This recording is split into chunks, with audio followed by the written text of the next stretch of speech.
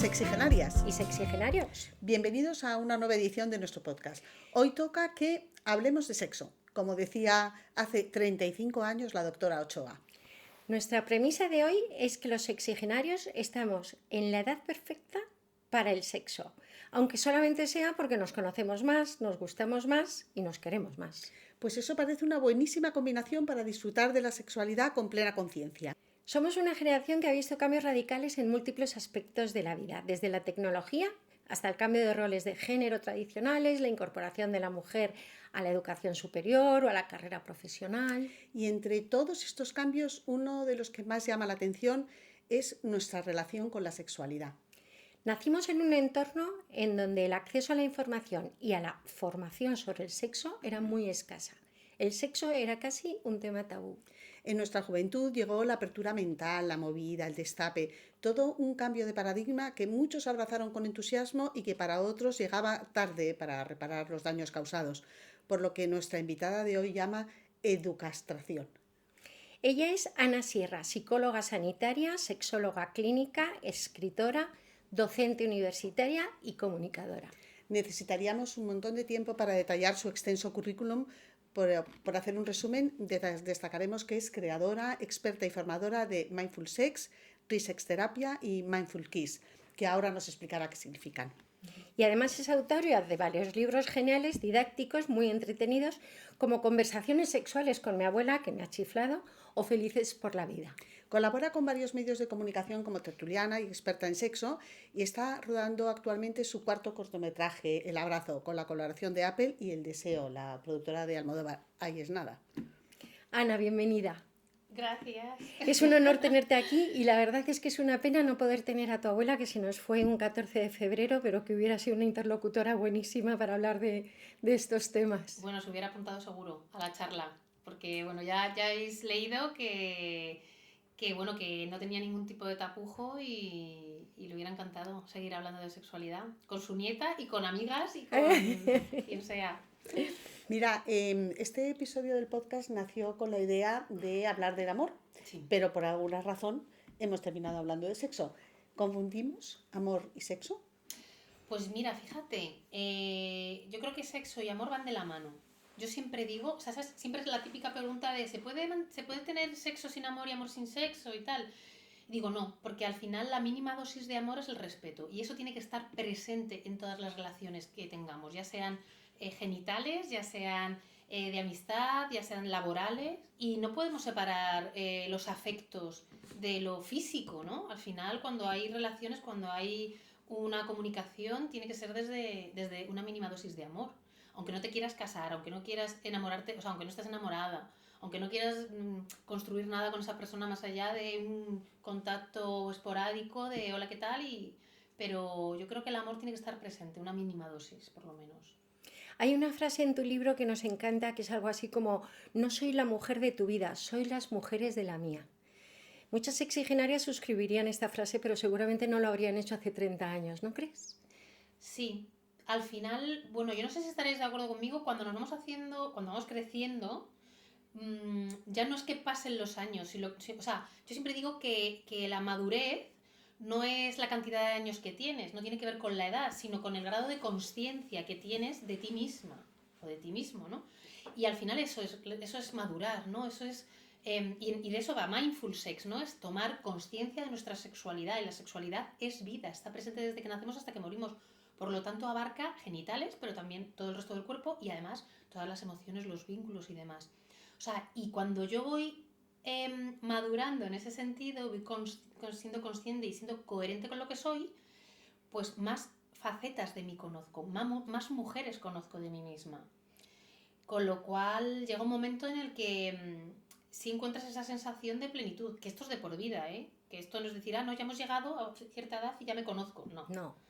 Te puedes sorprender en cualquier momento. Y eso es maravilloso. A veces no te gusta lo que ves, lo que encuentras, ¿no? Que eso pasa mucho también en terapia, ¿no? En consulta vienes y dices, madre mía, a ver qué sale aquí. Pero es la magia de la vida, la incertidumbre y las infinitas posibilidades que tenemos de ser otras. Y de las 1000 mujeres que podemos llegar a ser. Totalmente. Hablabas de mindful sex, Sex. mindful kiss, esos conceptos que tú has creado. Sí. Exactamente, ¿cómo podemos aplicar esa atención plena a nuestra vida sexual? Pues la verdad es que o sea, la clave es parar. Yo siempre digo, la clave es parar un poquito. Y muchas veces cuando dices, no, tienes que parar un poco, te piensas que tienes que ir a un spa o tienes que hacer yoga. No, no, parar es lo que estamos haciendo aquí nosotras ahora mismo.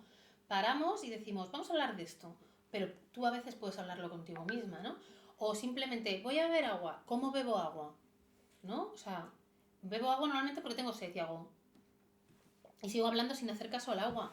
El agua supuestamente no sabe, no huele, tal, pero sí puedes paladearla, degustarla. Y eso es lo que necesitamos, degustar la vida. A lo mejor no podemos todo el rato, pero si no nos permitimos reconocer los sabores de lo que está sucediendo, ya sea en nuestro cuerpo, en nuestras emociones, en el agua que estamos bebiendo, en cómo comemos y por qué y para qué comemos, para qué me relaciono contigo, para qué te quiero, para qué no. O sea, todas estas cosas que muchas veces las hacemos en piloto automático y pasa lo que pasa, que muchas veces las emociones pueden y nos engañan, los sentidos nos engañan, las creencias se apoderan de nosotras en lugar de nosotras razonarlas de alguna manera y pasarlas por un filtro de decir, que esto es un sesgo, que ya está estudiado en psicología, que nos está engañando para conseguir algo que queremos, ¿no? En las relaciones ocurre mucho. Hay gente que está en una relación para conseguir un estatus social, para proyectar en la otra persona las cosas que no puede ofrecerse a ella misma y nos paramos y muchas veces se aguantan cosas porque pensamos que no podemos ofrecernoslas nosotras. O sea, hay todavía un mito del amor romántico muy arraigado, ¿no? Lo de mi otra mitad, me tiene que completar otra persona. Nadie te va a completar nada más que tú y si te completas, que es, como digo, algo de por vida, ¿no? La motivación de la vida lo da el saber que nunca se va a completar algo. O sea, al final es un cambio constante, un proceso, ¿no? En el momento que ya has completado todo, o al menos sientes que tienes la sensación de que ya se ha completado todo, no tienes motivación, no hay pasiones, no hay objetivos, no hay propósitos. Y eso es horrible. Eso es cuando se entra, por ejemplo, en depresión, ¿no? Cuando ya está, ¿no? Ya qué más, qué motivación hay. Y el deseo sexual es motivación. El mindful sex al final es conciencia plena de ese sexo, ¿no? Sí, es el mindfulness que conocemos, que es la atención plena aplicada a la sexualidad. Entonces, claro, dices, conciencia plena. Muchas veces cuando oímos esto decimos, no, tenemos que estar siempre como pendientes de todo. No. Es simplemente escuchar nuestro cuerpo. ¿Nos ha pasado alguna vez que conoces a alguien y te da buen rollo? ¿No? Y tú lo notas, aparte de lo que ves, lo que escuchas, lo que hablas, hay algo que es como la intuición, pero realmente son las emociones que nos dan información. Hay sintonía. Hay sintonía, notas feeling, que se dice, o química, y hay veces que no. Y hay algo que hace... Muchas veces lo pasamos por alto. Son simplemente nuestras emociones que saben más que tú. O sea, las emociones van antes. Y muchas veces no las queremos escuchar. Bien porque tenemos empeño en relacionarnos con esa persona por alguna razón que sí nos ha traído. O bien porque nos ha nublado una de las características de esa persona, ¿no? Por ejemplo, qué bella o qué bello, me encanta, ay. Pero no te estás dando cuenta de todas estas banderas rojas, estas red flags que se dice ahora de chungo, esto es chungo. Pero hay algo de ti que hace, pero dices, ay, pero qué guapo. Hay que escucharlo, sí. Los sentidos nos engañan y nuestro cerebro quiere engañar a nuestro cuerpo porque quiere estar, porque te puede... Eso se llama efecto halo, por ejemplo. El efecto halo, tú ves a alguien, le ves muy, muy guapo, sonriente, lo que sea, y de repente le atribuyes una serie de comportamientos, tanto buenos como malos, porque si le ves también que no te ha agradado, le atribuyes cuestiones o características negativas, que son falsas porque no lo conoces. Te haces la idea de cómo es. Entonces, claro, idealizamos muchísimo. Y también podemos separarnos de personas precisamente porque no nos atraen a primera vista sin conocer a esas personas. Lo que pasa que ese deseo y esa atracción tiene que ser el punto de partida. Y Claro, ahí realmente la cabeza pesa menos que otras cosas, como esos sentimientos que dices, o la piel. claro. Mm, Y no nos han enseñado a escuchar eso que dices tú, la piel, la emoción que siento. O sea, todo pasa por algo. Podemos estar equivocadas y sentir cosas porque son miedos propios, ¿no? No tienen por qué ser que la otra persona sea chunguita, sino que a lo mejor yo tengo mis creencias, mis miedos, mis experiencias negativas y entonces veo a alguien que se parece y digo, otro rubio, por ejemplo, que muchas veces lo tenemos asociado. Pero no significa que tengamos que estar siempre como hipervigilantes, ¿no? Porque eso sería ya más patológico y nos invita a disfuncionar en la sexualidad y en las relaciones, a estar siempre como pendientes, ¿no? A meter mucha cabeza y hay que meter cuerpo, hay que meter sensaciones, hay que meter emociones. Pero el mindful sex hace referencia básicamente a descubrir tu propia sexualidad. O sea, es decir, anda, pero si yo pensaba que a mí me gustaba esta práctica y resulta que no, que la estoy haciendo porque me la pide mi pareja y yo digo, bueno, pues no me importa, pues la hago.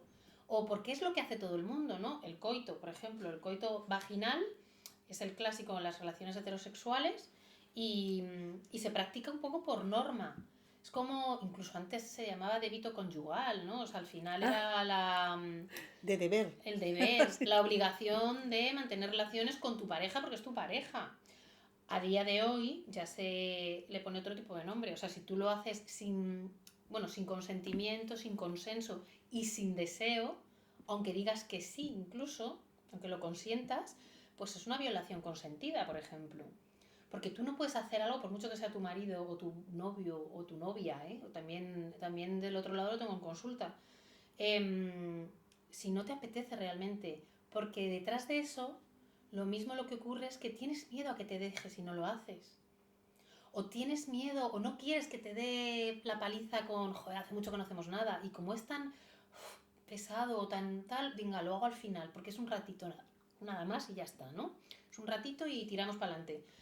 Pues todas esas cosas lo hacíamos un poco como es lo que hay que hacer y ya está. Pues no, el mindful sex va, o sea, parte de decir, ¿realmente estoy haciendo lo que deseo? ¿Lo estoy haciendo porque yo quiero o porque lo hacen todas mis amigas? O incluso te puedes llegar hasta culpabilizar porque lo normal sería que a ti te apeteciera, porque es lo que te han dicho. Claro. Entonces ¿Soy esto es, rara? soy rara, que no me apetece. Claro. ¿Soy muy tan rara que a mí me gusta más que me chupen un pie a que me metan un pene? ¿Que sería lo normal? Claro. Pues no, al final lo que viene a hablar Mindful Sex es que cada persona es única.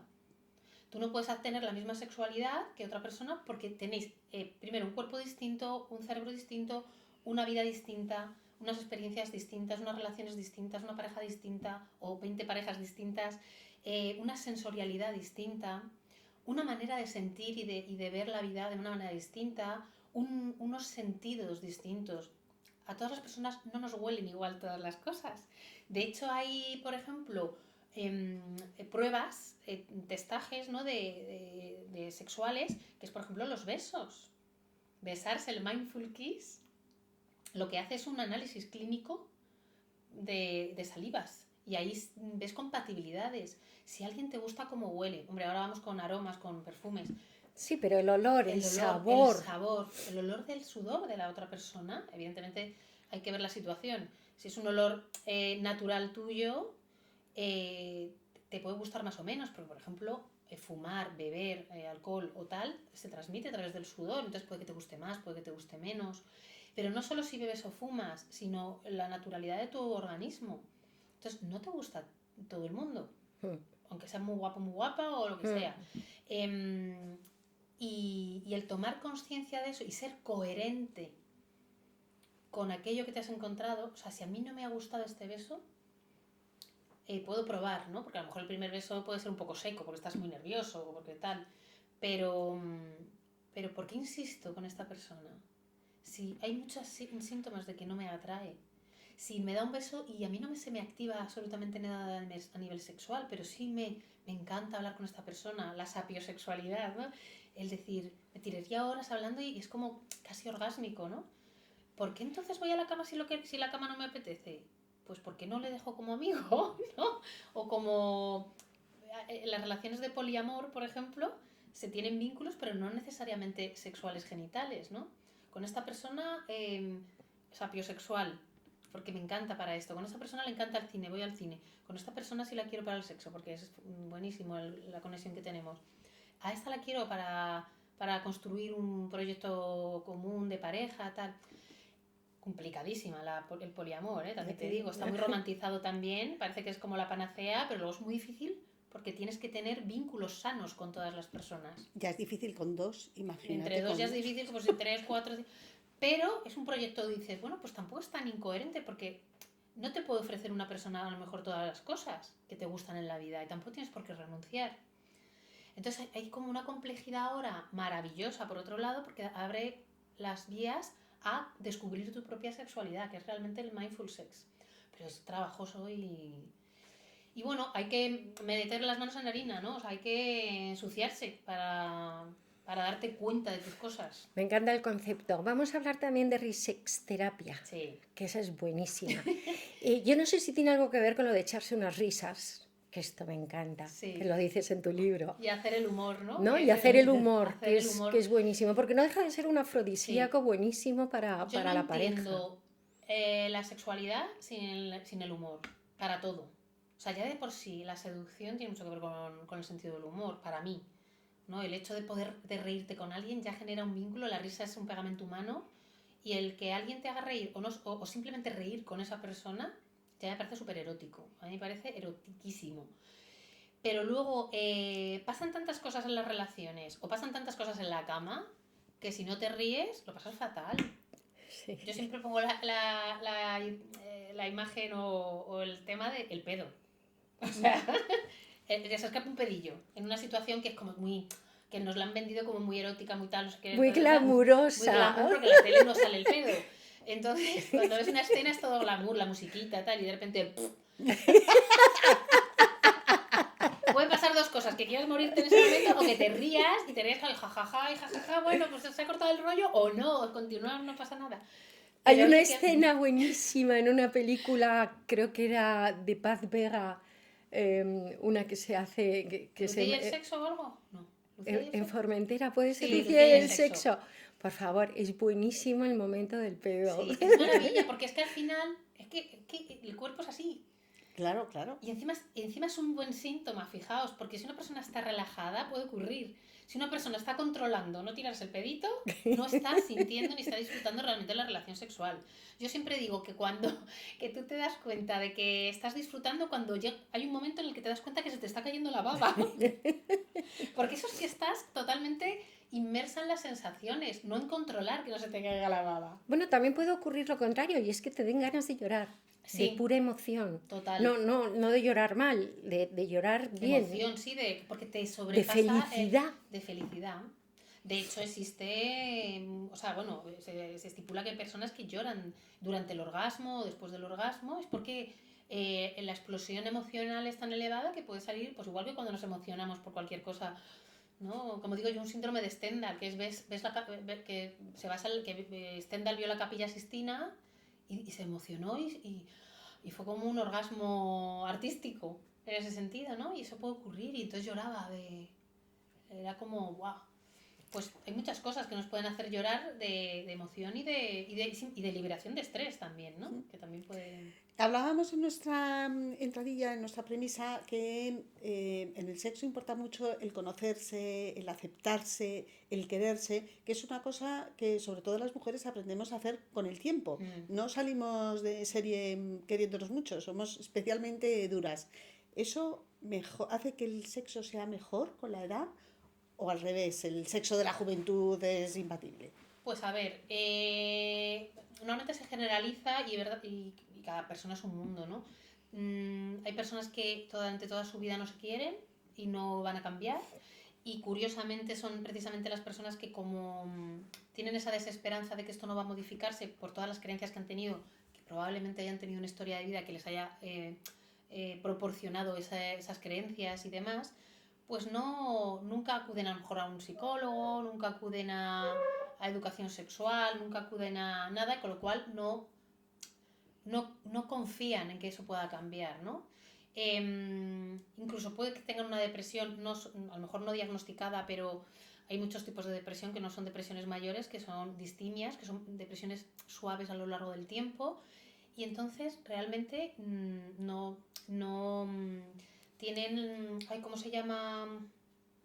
Indefensión aprendida. Es haga lo que haga, nada va a cambiar. Por lo tanto, no hago nada para cambiar las cosas, ¿no? Y es como una especie de, pues, de conformismo autoimpuesto o impuesto por la sociedad o por su entorno.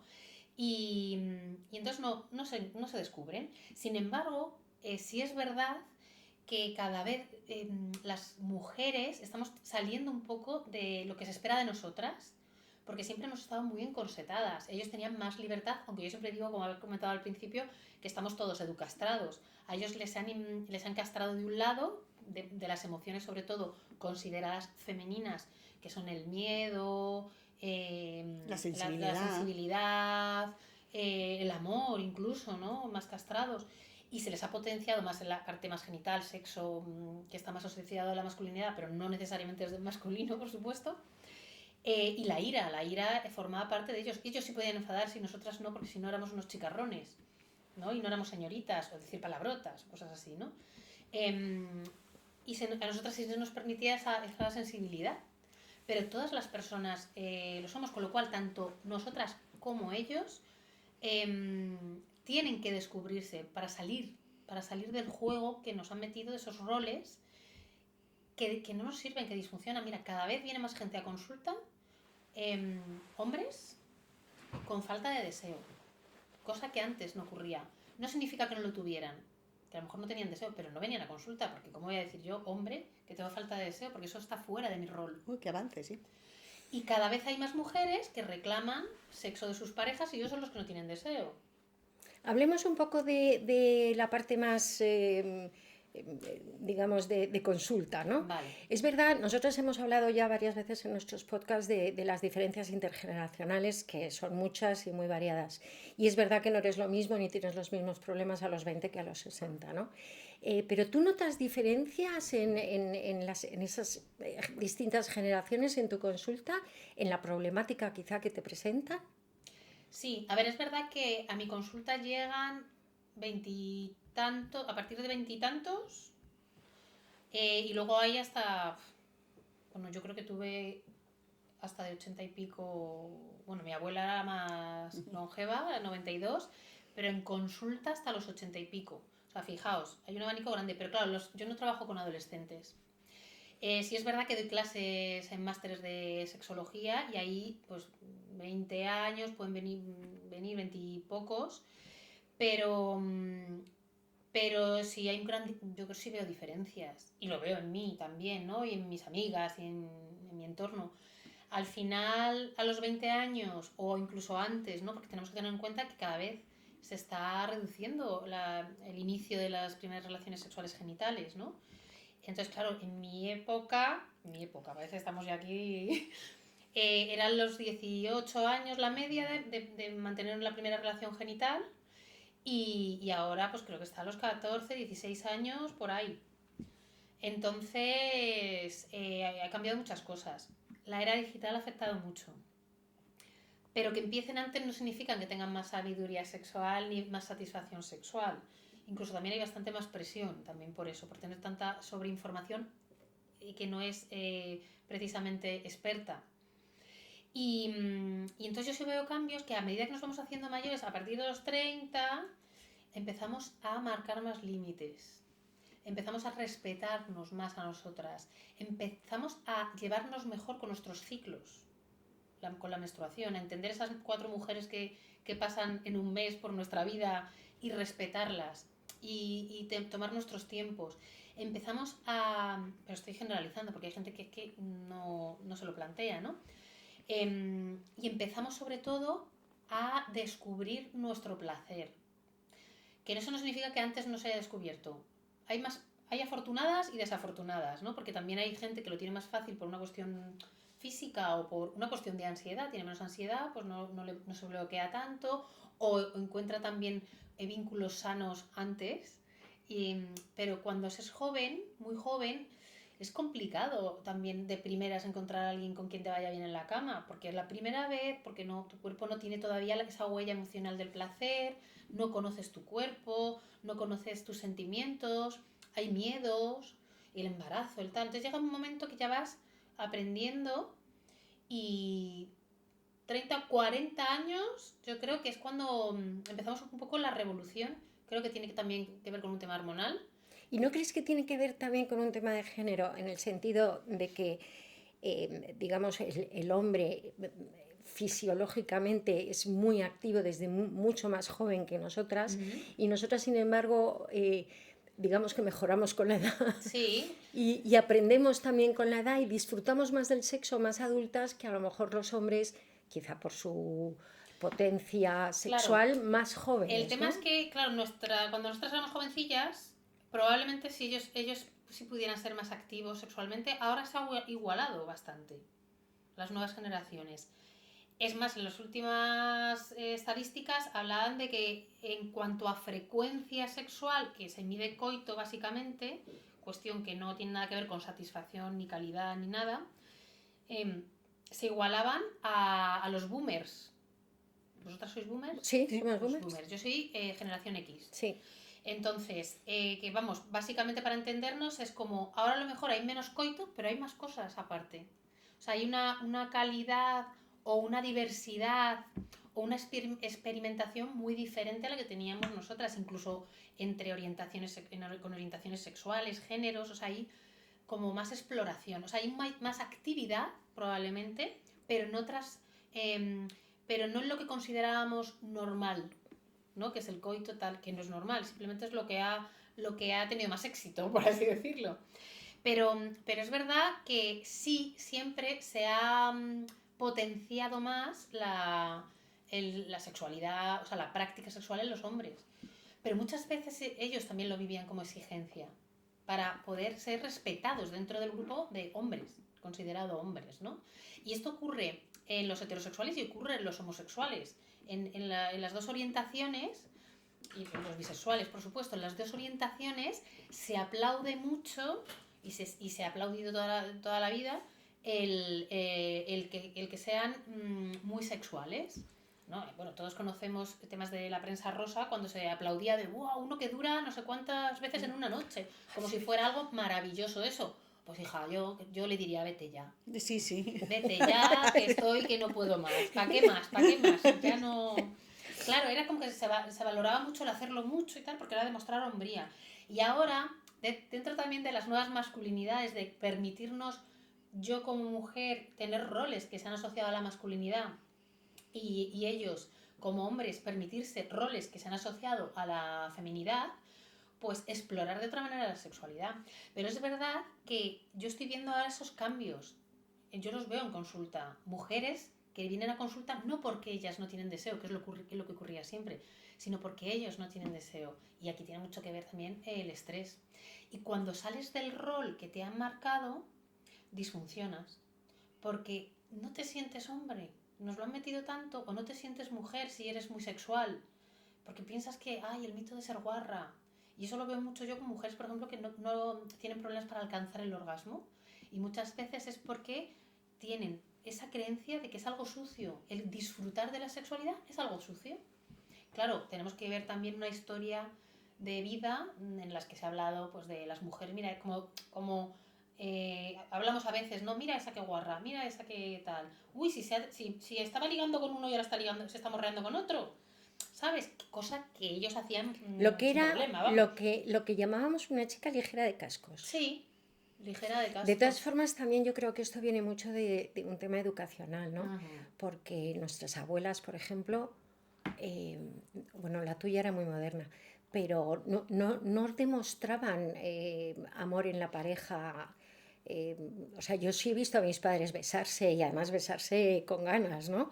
Pero a mis abuelos no. Es verdad. O sea, estaba como mal visto esas muestras de cariño públicas. Sí, Bueno, se mostraba como de otra manera, era como una figura como más maternal. Sí. O sea, una abuela demostraba el cariño a su marido cuidándolo. Sí, mira, hay unos triángulos de género que se llaman, es como los roles permitidos en la sociedad tradicional, podemos decir, ¿no? Y fijaos, se basaban en lo crudo, lo cocido y lo podrido. Eran los tres vértices de un triángulo, ¿no? Y lo crudo era la Virgen y el héroe, que son los, fijaos en las películas de Disney o románticas, ¿no? La Virgen o él, o sea, ay, pobrecita que no sé nada de la vida, me va a enseñar el héroe que me va a rescatar y me va a descubrir el mundo, incluso el sexual. Luego, lo cocido era el padre, el patriarca, ¿no? Y la madre, que era la señora, ¿no? O sea, ya, esto ya es, por eso no se besaban, porque ya es como respetito, ¿no? Y porque el sexo siempre se ha visto como algo sucio, tradicionalmente, ¿no? Y luego estaba lo podrido, que era el monstruo o la bruja, que están en los cuentos y en las películas, ¿no? La malvada, tal. Y cuando te salías de cualquiera de esos tres roles, eras rechazado por la sociedad. O sea, tú no podías saltarte un paso de esos. Entonces, claro, pasas a ser la doncella o la virgen a la madre. No eres la amante de tu pareja, no. Tenían otra amante. Porque además, incluso aunque no supieras quién era tal, se daba por hecho que los hombres necesitaban algo más. De hecho, acudían pues a burdeles o tal. O sea, y estaba muy normalizado. Bueno, acudían y acuden. Porque estaba muy normalizado. Eso también se llama la cultura de la violación. Si yo puedo pagar, puedo tener sexo a todas horas. O sea, esto habría que hablar mucho tiempo de esto. Ya te digo. Pero me refiero, se justificaba muy bien, porque la sociedad mantenía ese sistema. Siempre se pensaba que ellos tenían más deseo que nosotras, pero no es real. Cuando una mujer trabaja su deseo, luego hay diferencias individuales, que tengas menos hormonas, más hormonas, que te guste más o menos, porque todo el mundo tenemos diferencias, y los hombres, por supuesto. Pero a ellos se les decía, ay, pobrecitos, si es que lo necesitan. No se necesita. Si pueden autogestionarse perfectamente. No es una necesidad tener a nadie para mantener sexo, ni para tener placer. Pero se les otorgaba el don de la sexualidad y nosotras de protegernos, porque eso era nuestro don, el ser puras, por así decirlo. Aunque tengamos pareja y hagamos que sean más sexuales, pero que sea como controlado. Al final, lo que nos ha ocurrido con la sexualidad es que nos han controlado la sexualidad. En el momento que hemos podido, la época del destape, pues ya empezaba ahí la cosa tal, pero se veía como algo de mujeres que no éramos nosotras, por así decirlo, ¿no? O sea, también se juzgaba si eres de estas o de las otras, ¿no? La puta o la santa, elige. Y ahora yo creo que hay una revolución de no solo soy una mujer sexuada, sexual, por eso hablamos de lo de la hipersexualidad. Si yo me hipersexualizo de manera consciente, sabiendo de dónde viene esto, yo decido. Si da igual lo que decidas, el tema es que tú sepas y seas coherente con lo que sientes y con la historia que te ha llevado aquí. O sea, tú puedes hacer topless. Tú tienes que ser consciente, o ponerte tacones, que esto lo hacemos más habitualmente. Ponerte tacones no deja de ser una construcción erótica de la mujer, que curiosamente los que se ponían tacones creo que en la Edad Media eran los señores, los hombres. Sobre todo los reyes, ¿no? Para parecer más altos, más dar... o pintarnos los labios rojos y las uñas, tienen su historia. Y eso, si tú lo haces de manera consciente y decides hacerlo de manera consciente, aunque te jorobes la espalda por llevar tacones, aunque tal, y te sientas muy erótica con tacones, pues puedes hacerlo. Pero muchas veces tenemos que pasarlo por el filtro de la consciencia. Porque a mí yo siempre digo que una cosa maravillosa que han hecho la generación Z es que ahora salen de marcha en zapatillas de deporte. ¿No os habéis dado cuenta? Sí. Y nosotras íbamos con nuestros tacones toda la noche aguantando. Bueno, yo me acuerdo que me quedaba hasta las tantas y con los tacones que decía yo, ¿en qué momento se me ocurrió esto al día siguiente? Y no se nos ocurría cambiar esto. De hecho, había canciones del Canto del Loco que decían, no te dejo entrar con zapatillas. Sí. O sea, lo que se quejaban de que no podían. Y era como que no metíamos conciencia, o sea, no nos rebelábamos ante determinadas cosas. Y yo me sigo poniendo de vez en cuando tacones. De hecho, antes de entrar en la tele, me pongo los tacones y luego me los quito y me pongo las zapatillas. Porque tenemos tan integrado lo que es erótico, lo que te hace sentir más guapa. Y son solo creencias y formatos que van cambiando, pero que lo tenemos tan integrados. Como digo yo, lo tenemos en un ADN cultural, que yo hay cosas que digo, es que yo con zapatillas no me veo. Y claro, sin embargo, en ese ADN a mí me parece que hay una raíz muy machista, Sí. lo que pasa que la hemos integrado. Entonces no deja de ser tu elección, pero a mí me sigue pareciendo que un tacón que te machaca la espalda es una herencia Sí. de un machismo que Total. es imposible quitarlo de un plumazo, por Y sigue supuesto. estando vigente, o sea, al final, yo siempre lo digo, yo me pongo un tacón y me noto que mi cuerpo se pone de otra manera, o sea, me hace Sí, estar así, porque realmente claro, te afecta la espalda tal, pero te sientes otra. sí. Además es que te sube, fíjate, es muy poco lo que te sube, pero te sube y te sientes distinta. Ujú. Es algo muy psicológico, físico y psicológico. Esto es como lo de las posiciones de poder, ¿no? Al final te configura de una manera y tú te sientes de esa manera. Yo siempre digo que deberíamos sentirnos así, incluso con la bata de Boatiné limpiando los platos. Esta charla está resultando súper interesante, pero se nos quedan 1 millón de preguntas más que hacer. Así que vamos a despedir a Ana, pero solo momentáneamente, porque hemos tardado mucho en hablar de sexo, pero ahora se nos está haciendo corto. Así que vamos a hacer una segunda parte de esta conversación. Muchas gracias a los sexigenarios y sexigenarias que nos están escuchando y que seguramente estarán aprendiendo tanto como nosotras. Y si queréis seguir aprendiendo de sexo, pues seguir con nosotros en esta segunda parte. Hablemos de sexo.